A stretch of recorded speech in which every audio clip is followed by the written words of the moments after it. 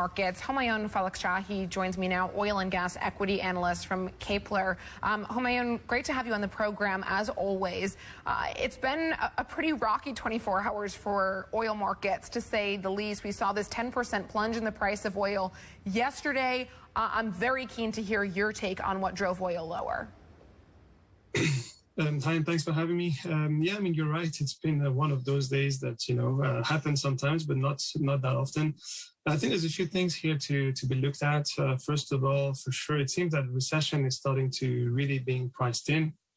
As you know, global economic growth has been slashed. The expectations for that growth has been slashed for 2022. It's been divided by 2 from 6% to just over 3%. There's already signs that there could be a possible recession in the US and in the EU starting from this quarter, the third quarter of the year. But I think there's also other things to be looked at.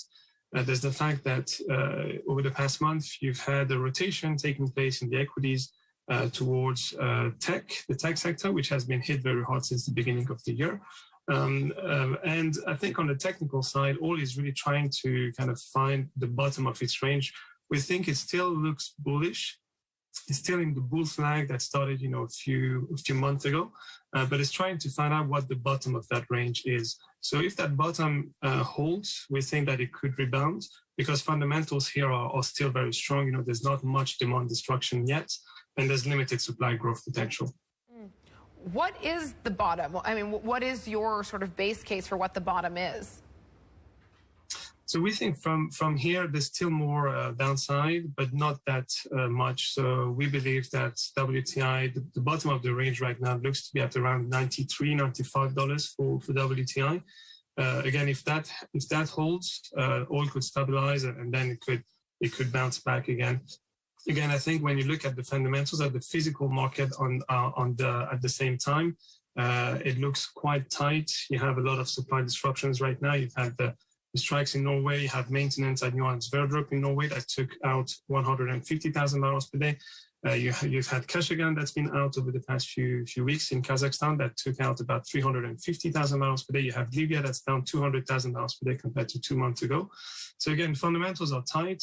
And if that bottom holds, we think oil could rebound and go above $100 for WTI again.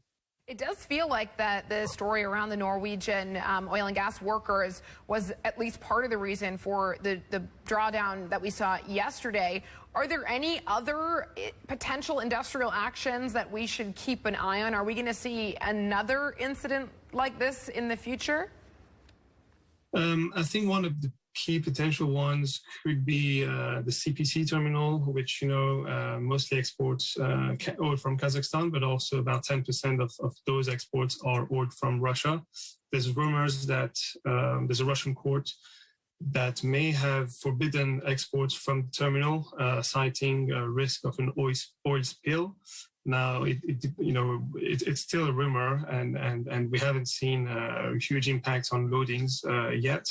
But if that really does take effect, then that could potentially take out another 1 million barrels per day of oil out of the market. And that obviously is much significant right now. And I think on top of that, you still have Libya. So Libya was about 600,000 barrels per day of exports last month. And this month, we expect it to be, right now, it's at around 400,000 barrels per day for the past 10 days, 2 weeks. So if that holds, again, that's also quite bullish for the fundamentals. Homayoun, thank you for your analysis. Appreciate you joining us this morning. Homayoun Falakshahi, oil and gas equity analyst at Kpler.